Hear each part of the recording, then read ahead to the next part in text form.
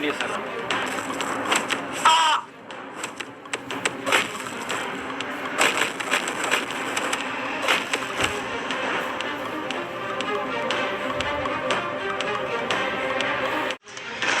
وشوف انا قايل له عاوز شوف لا عاوز شوف ما بيجيش يلا مني يلا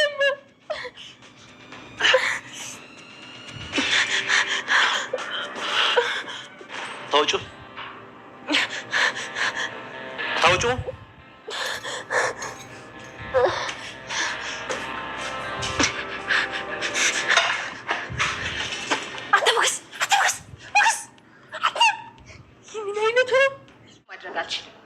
ለምንድን ነው የማትችው ማለት? ቆይ አቅምሽን ለዛ ሰውዬ ማሳየት አትፈልጊም እንዴ? እፈልጋለሁ፣ ግን ልጅቷ ደግሞ የት እንዳለች አላውቅም። በዛ ላይ ልጅቷ ደግሞ የዝናን ህይወት ማትረፊያ ዋስትናቸው ናት። እነሱ ልጅቷን የያዟት የዝናን ህይወት ለማቆየት ነው። ሰላም ውድ ቻናል ቤተሰቦች እንዴት ናችሁልኝ? እግዚአብሔር ይመስገን ከኔ ጋር ሁሉ ሰላም ነው። እንዴት ናችሁ? እንኳን ቻናሌ በሰላም መጣችሁ። ላይክ በማድረግ ቪዲዮውን ጀምሩ እስከ መጨረሻው በማየት ሀሳብ አስተያየታችሁን አስቀምጡልኝ። ሁሌም አብራችሁ ስለሆናችሁ ምስጋናዬ ከፍ ያለ ነው። እስኪ ዛሬ ደስ ያለው ምሳሌ ፈገግ ብላ ሳቅ ስትል ማለት ነው። ወይኔ በስመ አብ ምን አይነት ደስታ እንዳለው ውድ ቤተሰቦቻችን የእውነት እኔ በአብሬ መስዬ ዛኩት ነገር ስስማ ፈገግ ስትል ደስ ሲላት በቃ እንዴት ደስ እንዳለኝ ውድ ቤተሰቦቼ። እንግዲህ ዛሬ ምሳሌ ከታገተችበት ወጥታለች። እግዚአብሔር የተመሰገነ ይሁን።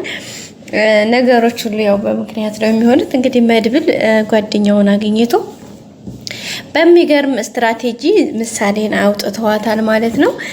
ማለት እንግዲህ ይሳካልኛል ብላ መድብልን ለማስገደል ነበረ ስትባባል የነበረችው፣ ግን እሷ አላወቀችም። ሰውየው ግን የመድብል ጓደኛው ስለነበረ ቅድሚያ ከመድብል ጋር ስለነበረ የተግባቡትኝ እና ከሱ ጋር ካወሩ በኋላ ነው እዛ የሄደው። ከሄደ በኋላ እንግዲህ መድብል ማነው ይቅርታ ማለትን ምሳሌን ግን ያለችበትን ማወቅ ፈልጋለሁ ለሁሉም ነገር፣ ከዛ በተረፈ ምንም ችግር የለውም አታስቢ ነበር ብሎ ያግባባት። እሷም እንግዲህ ሊበላ መድብልን ልታስገድል ልትሸለም ከዛ ከንትና ጋር ማለት ነው ከካሌሞሲሳ ጋር ልትሸለም ዋናውን እሱን አገኘዋለሁኝ ባለሀብት ስለሆነ እሱን ነው ማገባው እያለኝ የህልም ቅዠት ሆኖባት ላማሌ በሰማይ ወተቷንም አላይ ያለ ያገሬ ሰው ዝና ሲታሰር ደግሞ ማለት ነው ዝና እዚህ ጋር ታግቶ ሲቀር በቃ እሱን ሰውዬ ማግኘት አለብኝ ብላ እንግዲህ አቅዲያ ሰንቃ ነበር የተነሳችው። ተነስታም ተፈተፍ እያለች ነበረ፣ ግን አልተሳካላትም። በነገራችን ላይ ማለት ብቻም አይሳካላትም። እሷም አውቀዋለች። ለምንድን ነው ግን የረገጥኩት ገደል የጨበጥኩት ጉም የሚሆንብኝ ብላለች ማለት ነው። እና መቼም ስለማይሳካላት ማለት የኔ ቆንጆ ሊበላ መድብል ልታስገድል ማለት ነው። መድብልን ሰሞን መጨረሻ ነው ምናምን ብላ እንግዲህ እንዲያገኘችው ባክሽ ብሎ ሲጠይቃት ያው የተናገረችውን አይታችኋል። መድብልን እንዴት አርጋ እንደገላመጠችው ማለት ነው። ግን ምን ዋጋ አለው? አሁን በካሌሞሲሳ እንግዲህ ስትገረፍ ተዋራዋለ ትያዛለች ማለት ነው። ምክንያቱም የኛው ሰው ያመጣችው እሷ ናት፣ ኃላፊነቱን የወሰደችው እሷ ናት። ምሳሌ ያለችበትን እንዲያይ እሷ ናት ደውላ እንደዛ ያስደረገችው።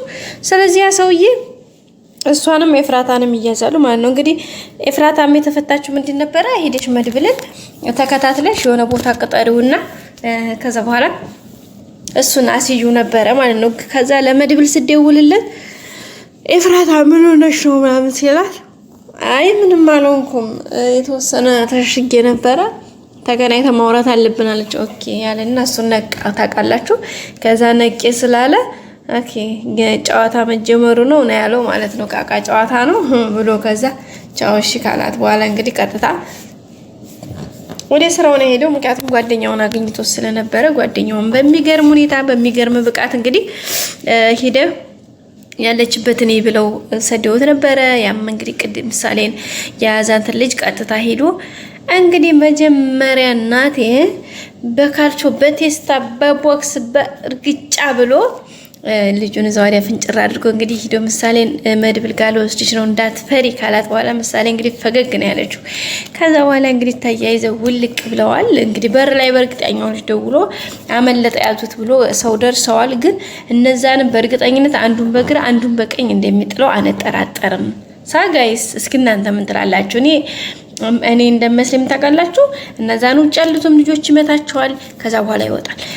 ከዛ መድብል ጋር ቀጥታ ይገናኛሉ። ያው የሚያደርጉትን ነገር ከዛ በኋላ ምንም አልነግራችሁ ማለት ነው።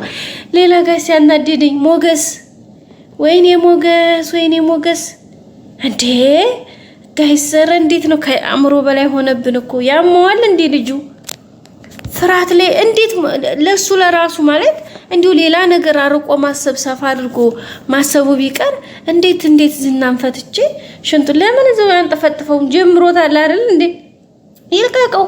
ሲቀጥል ከሆነ ደግሞ ለራሱ ደውሎ ለመድብል እንደዚህ ነው ያለው ነገር ብሎ ጀስት እሱ ማዋራት ይችላል። ከዛ በውጭ ግን ማለት ነው ከዛ ምስንተና ማነው ዳጣ እንኳን ተው እያለችው ምንም ያመጣ ማለት ዝረራ።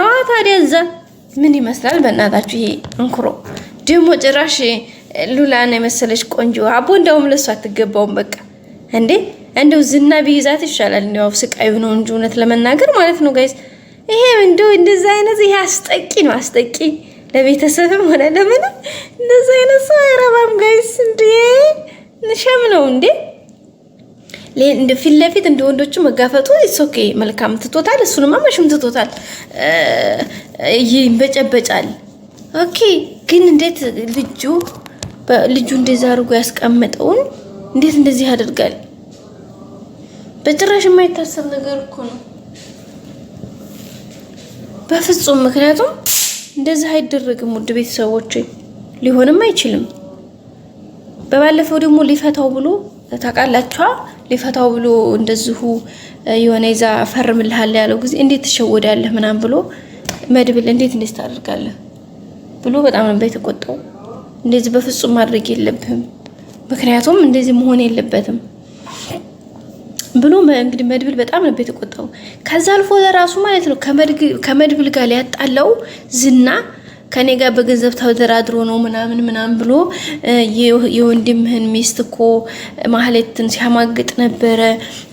ምሳሌ እንዲያትታከም እኮ ብዙ ነገር ሲሰራ ነበር ብሎ ሲያቃጥርበት ነበረ። እና ተው ሞገስ ልብ ግዛ ምንድነው እያሰብክ ያለው ምናምን ብሎ እንግዲህ ባለፈውም ተው ብሎት ማስጠንቀቂያ ሰጥቷል። አሁን ጋይስ መግማማት እኔ የምር ስሬስ የእውነት በጣም የተቃጠልኩት ጋይስ እንዴት ይፈተዋል ደግሞ እዛው ጋር ፈነጨረው ማለት ነው። ምን ይመስላል በእናታችሁ ዲጋረገው እሱ ዲጋረገው። በነገራችን ላይ ዝና ራሱ በዚህ ሁኔታ አያመልጥም። መድብል በእርግጠኝነት ይደርሳል። ኦኬ መድብል እንደሚደርስ አልጠራጠርም። መድብል ደርሶ እንደው ዝናን ተውት ያስረዋል። ግን ይሄንን ሞገስን ማለት ነው እርግጥግጥ ባረገልኝ የፈጠረኝ አምላክ ይሄን ሞገስን ከዚህ ግዲ መድብል ራሱ ማስወገድ ያለበት ለሱ ስንት እንዳላረገለት በባለፈው እኮ ከህይወቱን ያተረፈው እሱ ነው። በኤቲኤም ካርዱ እየተከታተለው እንደሆነ እኮ እሱ ነው የነገረው። ኢቭን በቃ አሁን ሞገስ እኮ ሩህ የዘራው መድብል ከመጣ ነው። እንደፈለገ የሚንቀሳቀስ ይችላል። አብሽር አይዞህ ሞገስ አይዞህ እያለው ነበር ማለት ነው። እና አሁን ላይ መድብል ራሱ ሁኔታውን ሲያው ምንም ስላላመረው ሚስጥር ራሱ እያማከረው አይደለም። ለምን መሰላችሁ? ፈራው ታውቃላችሁ። የሆነ ነገር ቢያዝ ሚስጥር እንደሚዘረግፍ ምንም አይጠራጠርም። አረ ይሄ ሚስጥር ቀርቶ እንዴት ዝናን ያክል ሰው እንዴት እንደወንዶቹ ሽንታሽን ያር እንደወፈር ብላ እንደው ለልሞም እንደይዘብቼ ነው በጣም የተናደርኩት። እስኪ እናንተ የተሰማችሁን አስቀምጡልኝ። ሌላው እንግዲህ ቅድስቴ በተስፋ እየጠበቀች ነው። እንግዲህ ፈጣሪ አግዟት ዛሬ ቅድስቴ እና ምሳሌ እንደሚገናኙ ተስፋ አለን። በቀጣይ ክፍል እንገናኝ። ሰላም ቆዩ።